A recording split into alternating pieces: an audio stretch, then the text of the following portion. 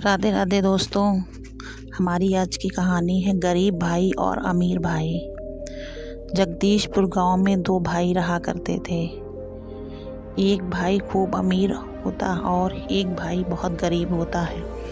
एक दिन गरीब भाई अमीर भाई के घर जाता है और कुछ पैसे मांगता है।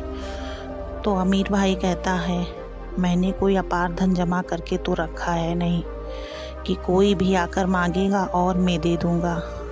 तो गरीब भाई कहता है, नहीं भैया, 3 दिनों से मैंने कुछ नहीं खाया, इसलिए आप अगर 50 रुपये दे देते तो फिर अमीर भाई कहता है, सुनो, सुबह सुबह मुझे इस तरह की बातें सुनना बिल्कुल पसंद नहीं है। तू मेरा सगा भाई है, इसलिए मुझसे तेरा दुख देखा नहीं जाता। एक काम कर, आज पूरे दिन मेरे बगीचे की सफाई कर दे। फिर वह गरीब भाई कहता है, ठीक है भैया, मैं तैयार हूँ। फिर अमीर भाई कहता है, अरे कोई है, मेरा दूध लेकर आओ।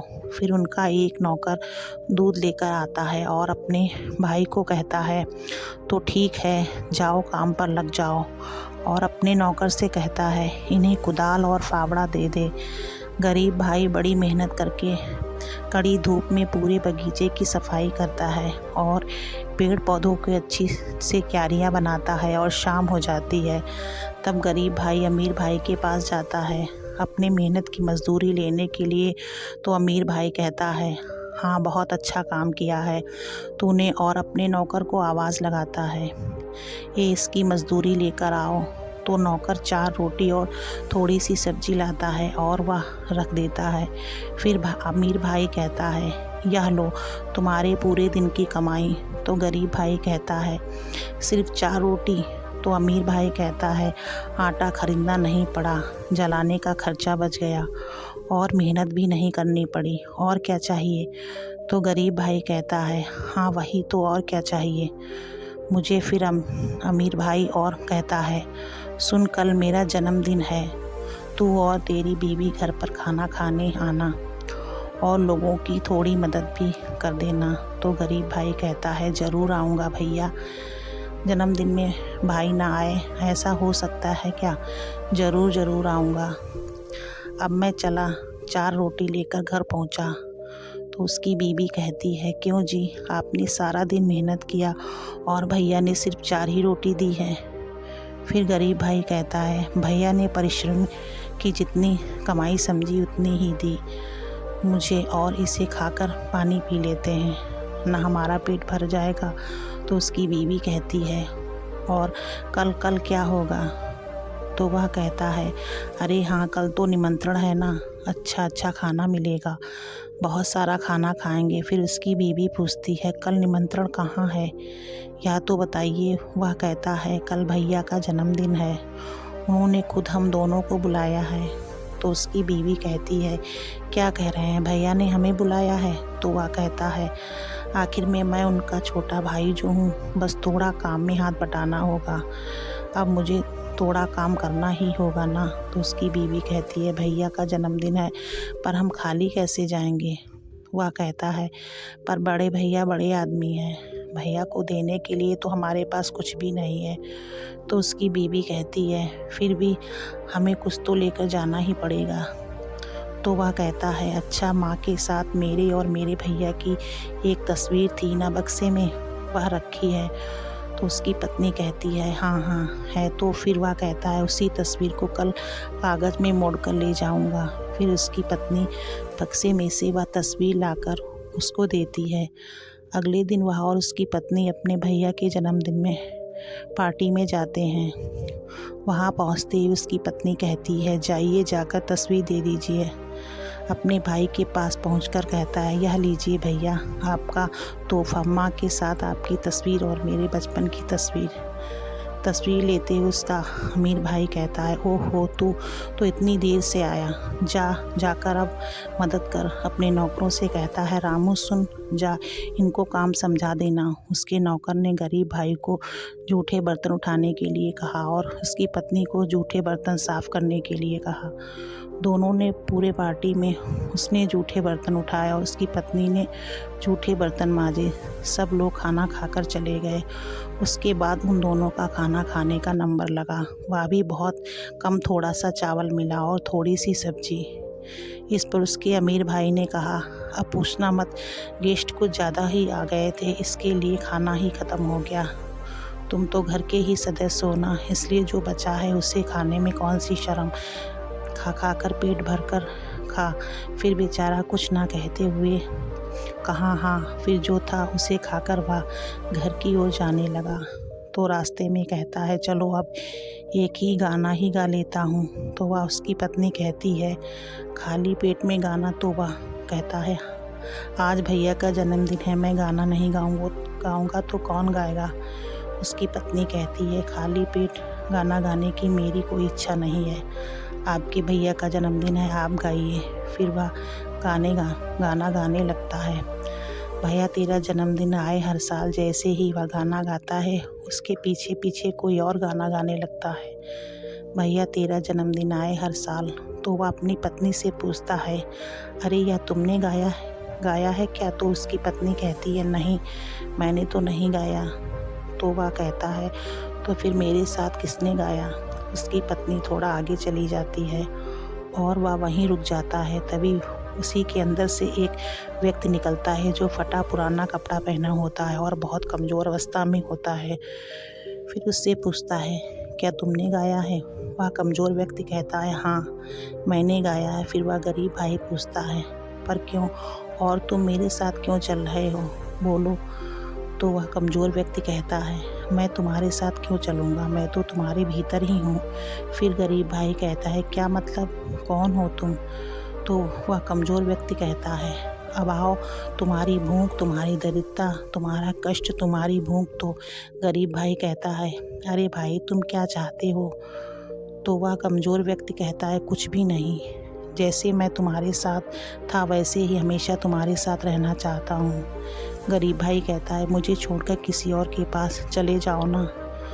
तो वह कमज़ोर व्यक्ति कहता है, मैं इतनी आसानी से मैं किसी को छोड़कर नहीं जाता। तुम्हारी कष्ट, भूख, कमी, दरिद्रता जिस दिन चली जाएगी, जिस दिन तुम बड़े आदमी बन जाओगे, उस दिन मैं तुम्हें छोड़कर चला जाऊंगा। फिर गरीब भाई कहता है, मैं तो बहुत ज़्यादा गरीब हूँ। तो वह कमज़ोर व्यक्ति कहता है, इसलिए तो मैं तुम्हारे साथ हूँ। नहीं नहीं, मैं तुम्हारे साथ हूँ, इसलिए तुम गरीब हो। फिर वह दोनों घर चले जाते हैं। तो घर में उसकी पत्नी कहती है, कल पूरा दिन हमने कुछ भी नहीं खाया, अब कितना पानी पी कर रहूं, बताइए। तो गरीब भाई कहता है, हाँ हाँ मेरे भी पेट में दर्द है। तो उसकी पत्नी कहती है, जाकर कुछ करिए ना। तो गरीब भाई कहता है, बगल वाली राधा बुआ के यहाँ जाकर थोड़ा आटा और चावल ले आओ। तो उसकी पत्नी कहती है, गई थी, बुआ ने कहा कि वो रोज़ हमारे इस स्वभाव का खाने का जुगाड़ नहीं कर पाएंगी। तो वह गरीब भाई सोचने लगता है कि अब मैं क्या करूं। तो उसके अंदर से जो अभाव रहता है वह उसे सुझाव देता है कि घर के अंदर जो पीतल का गिलास है उसे गिरवी रखकर शायद कुछ पा लाओ। फिर वह गरीब भाई अपनी पत्नी से कहता है, सुनो, घर में एक पीतल का गिलास है, उसे दे दो, गिरवी रखकर शायद कुछ मिल जाए। फिर उसकी पत्नी कहती है, एक एक करके सब चला गया, आखिर में बस एक गिलास ही तो है। पर तभी अंदर से वह अभाव कहता है कि भूख की आज बहुत बड़ी आग है। तो गरीब भाई मन में कहता है, मैं इस आग को और बर्दाश्त नहीं कर पा रहा हूँ।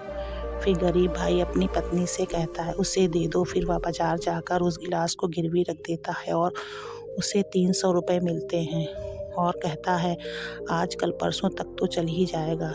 तभी अंदर से वह अभाव उसे सुझाव देता है कि क्यों सूखी रोटी ही खाओगे क्या, थोड़ा आलू मटर और पनीर ले लो, देखना रोटी के साथ खाने में बड़ा मज़ा आएगा। गरीब भाई कहता है, गलत नहीं कह रहे हो, वैसे भी मैंने पनीर की सब्ज़ी काफ़ी दिनों से नहीं खाई। तभी उसे सामने पनीर की दुकान दिखाई देता है। तो अभाव अंदर से कहता है, वाह देखो पनीर की दुकान, जाओ जाओ ले लो। पनीर की दुकान पर पहुंचता है तो पनीर का भाव पूछता है तो दुकानदार कहता है 60 का पाव है। तो गरीब भाई एक बार कहता है, चलो जाने दो, नहीं लूँगा। तो अंदर से अभाव उससे कहता है, अरे यह क्या कर रहे हो, एक ही दिन तो खाओगे, ले लो। फिर वह गरीब भाई मन बना लेता है और कहता है, अच्छा दे दो, एक पाव एक पाव पनीर ले लेता है। तो फिर अभाव अंदर से कहता है, थोड़ा आलू मटर और सरसों का तेल के बिना सब्जी कैसे बनेगी बताओ। और उसके बाद में आखिर में अगर एक एक रसगुल्ला मिल जाए तो कैसा रहेगा बताओ। तो गरीब भाई कहता है, अरे बाप रे। फिर अभाव कहता है, अरे बाप रे नहीं, कदम आगे बढ़ाओ, तुम अकेले तो नहीं हो, तुम्हारी बीवी है। तुमने कितने दिनों से उसे अच्छा खाना नहीं खिलाया, ज़रा सोचो। आज जब मौका है तो ले लो। रोटी और मटर पनीर की सब्जी और साथ में एक रसगुल्ला। सब सामान लेकर घर पहुंचा तो उसकी भाई बीवी कहती है, क्या गिलास गिरवी रखकर राजा बन गए। आलू मटर पनीर रसगुल्ला जो मिला सब लेकर आ गए। फिर गरीब भाई कहता है, अरे एक ही दिन तो खाऊंगा ना। तो उसकी बीवी कहती है, तो क्या दूसरे दिन पेट में कपड़ा लपेट के रहोगे। तो गरीब भाई कहता है, कल का कल देखेंगे। भूख से पेट की हाथें जल रही हैं। फिर सब खाना बन जाता है और खाकर सो जाते हैं। दूसरे दिन फिर गरीब भाई अपने अंदर बैठे अभाव से कहता है, अभाव अब आज क्या करेंगे। तो अभाव कहता है, आज जंगल में लकड़ियाँ काटेंगे। फिर गरीब भाई कहता है, अरे क्या कह रहे हो, नहीं मेरे पास कुल्हाड़ी नहीं है, ना ही आरी है, कैसे काटेंगे। तो अभाव कहता है, बगल वाले घर से आरी और कुल्हाड़ी मांग लो। तो गरीब भाई कहता है, अरे वह क्यों देंगे, हमें। तो अभाव कहता है, ज़रूर देंगे। उन्हें कहना कि लकड़ियाँ बेचकर जो आमदनी होगी उससे कुल्हाड़ी और आरी का किराया चुका देंगे। फिर गरीब भाई कहता है, तुम तो कहते हो तो चलो मांगता हूँ। फिर वह आरी और कुल्हाड़ी लेकर अभाव के साथ जंगल में चला गया। रास्ते में चलते चलते अभाव उससे कहता है, इस जंगल में बड़ा पत्थर कहाँ है, क्या तुम जानते हो। फिर गरीब आदमी कहता है, हाँ जानता हूँ, पूरी ज़िंदगी यही तो लकड़ियाँ काटी है। तो अभाव कहता है, उस तरफ ही चलो। तो गरीब आदमी कहता है, अभाव तुम्हारे मन में क्या चल रहा है, मैं कुछ समझ नहीं पा रहा हूँ। मुझसे अब सब खर्च तो करवा लिया, अब क्या मेरी जान लेना चाहते हो। तो अभाव कहता है, अभाव होने के कारण तो तुम अब पहले ही मर चुके हो, और कितनी बार मरना चाहते हैं। चलो फिर उस बड़े पत्थर के पास पहुंचने पर अभाव कहता है, इस पत्थर को हटाओ। तो गरीब आदमी कहता है, इतने बड़े पत्थर को मैं अकेले कैसे हटाऊं। फिर अभाव कहता है, सोचो तुम्हारे घर के छत पर एक छेद है, अधिक बारिश में पानी टपक रहा है। धक्का दो, तुम्हारी पत्नी के पास बस एक ही साड़ी है, वह भी फटी हुई है। तुम्हें बहुत जोरों की भूख लगी है। इस तरह का अभाव उसके अंदर हिम्मत बनाता है और वह खूब जोर लगाकर उस पत्थर को हटा देता है। फिर अभाव कहता है, देखो तुमने कर दिखाया। फिर गरीब आदमी कहता है, कैसे किया। मैंने तो। अभाव कहता है, तुमने नहीं, तुम्हारे अभाव ने तुम्हारे द्वारा पत्थर हटवा लिया। और पत्थर हटा तो उस जगह में एक सुरंग थी। फिर अभाव बोला, अब देखो अंदर 2 घड़े हैं, उसे उठा लो। फिर गरीब आदमी उस सुरंग के अंदर जाता है और अंदर के 2 घड़े रहते हैं और घड़े का ढक्कन हटाता है तो कहता है, अरे यह क्या, यह तो सोने की मोहरों से भरा हुआ घड़ा है। फिर बाहर से अभाव कहता है, ले लो, चलो मज़े से जीवन बिताते हैं। और वह गरीब आदमी उन दोनों घड़ों को उठाकर सुरंग से बाहर आता है। फिर उस गरीब आदमी के दिमाग में एक ख्याल आता है और अभाव को कहता है, अभाव और है क्या, ज़रा जाकर अंदर देखो। तो अभाव कहता है, ठीक है, जाकर देखता हूँ। अभाव जैसे ही उस सुरंग के अंदर जाने के लिए झुकता है तो गरीब आदमी उसको पीछे से धक्का दे देता है और धड़ाम से वह गिर जाता है। फिर वह गरीब आदमी फिर से उस पत्थर को धक्का देकर सुरंग को बंद कर देता है। फिर अभाव अंदर से कहता है, यह तुम क्या कर रहे हो। गरीब आदमी कहता है, तुम यही सुरंग में दबे पड़े रहो, और अगर तुम मेरे साथ रहोगे तो यह सारी मोहरें 2 दिन में ही ख़त्म हो जाएंगी, और ऐसा बिल्कुल नहीं होने दूंगा मैं। फिर कुछ दिनों बाद वह अपने अमीर भाई के पास जाता है और कहता है, भैया कल मेरा जन्मदिन है, आप आइएगा ज़रूर। फिर उसका अमीर भाई कहता है, अरे बाप रे, तू अपने जन्मदिन पर मुझे निमंत्रण दे रहा है। फिर वह गरीब भाई कहता है, हाँ, आखिर मेरे अपने कहे जाने वाले आप ही तो हैं। यहाँ गांव के सभी लोग आएंगे, आप भी ज़रूर आना, बहुत सारी खरीदारी करनी है, मैं चलता हूँ। उसका अमीर भाई सोचने लगता है कि एक दिन में जो मेरे यहाँ काम किया था, बस एक रोटी के लिए वह आज बहुत खरीदारी करने में लग गया है। इस मामले को देखना पड़ेगा। फिर उसका अमीर भाई अगले दिन जन्मदिन में पहुंचता है तो देखता है कि उसका गरीब भाई सबको बहुत बड़ी पार्टी देता है और सबसे कहता है थोड़ा और पुलाव लो ना, आपको मिठाई दूँ क्या क्या। तो लोग मना करते हैं। वह कहता है अच्छा अच्छा ठीक है खाइए। यह सब उसका अमीर भाई देखकर सोचता है पुलाव मिठाई पूरी, अरे बाप रे, यह तो बहुत बड़ा कमाल की बात है, घर को भी 2 दिन में चमका दिया। ऐसा लगता है कि मुझसे भी बड़ा आदमी बन गया है, लेकिन कैसे पता लगाना पड़ेगा। तभी गरीब भाई मिल जाता है और कहता है अरे भैया आप आ गए, आइए चलिए कमरे में चलिए, पहले कुछ मीठा करिए, उसके बाद सबसे मिलवा देता हूँ। ठीक है चलिए। कमरा भी एकदम शानदार था, उसमें सोफ़ा और कलर किया हुआ। तो उसका अमीर भाई पूछता है अरे तुझे इतने रुपए कहाँ से मिले।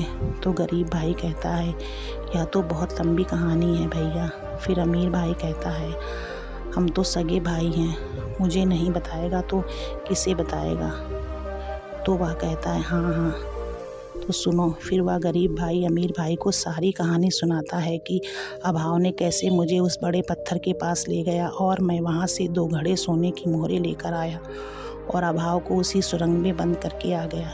इतना सुनते ही उसका अमीर भाई वहाँ से उठकर चला गया उस बड़े पत्थर के पास और वह चिल्लाता ही रहा अरे बड़े भैया कहाँ जा रहे हो, मिठाई तो खाते जाओ। फिर अमीर भाई रास्ते में गुस्से से कहते जा रहा था कि मुझसे बड़ा आदमी बनेगा, मैं तुझे अमीर बनने दूंगा तब ना, फिर तुझे फिर से गरीब बनाकर छोड़ूंगा। मैं अभाव को फिर से तेरे पीछे लगा दूंगा। और उस बड़े पत्थर के पास जाकर उस पत्थर को हटाने लगता है और खूब ताकत लगाकर कहता है नहीं मुझे करना ही होगा, मुझे यह करना ही होगा। और उस पत्थर को हटा देता है और अंदर से अभाव को बाहर निकाल लेता है। अभाव बाहर निकलते ही कहता है बाप रे तुमने मुझे बचा लिया, यहाँ तो मेरा दम ही निकल रहा था, मैं हमेशा तुम्हारा आभारी रहूँगा। अमीर भाई कहता है जाओ जाओ फिर से मेरे भाई के पास लौट जाओ। तो अभाव कहता है हाँ हाँ जाता हूँ। फिर वह अमीर आदमी अपने घर पहुँचकर कहता है इतनी देर मैं तो अभाव फिर से उसके घर में पहुँच गया। अभाव का खेल भी शुरू हो गया।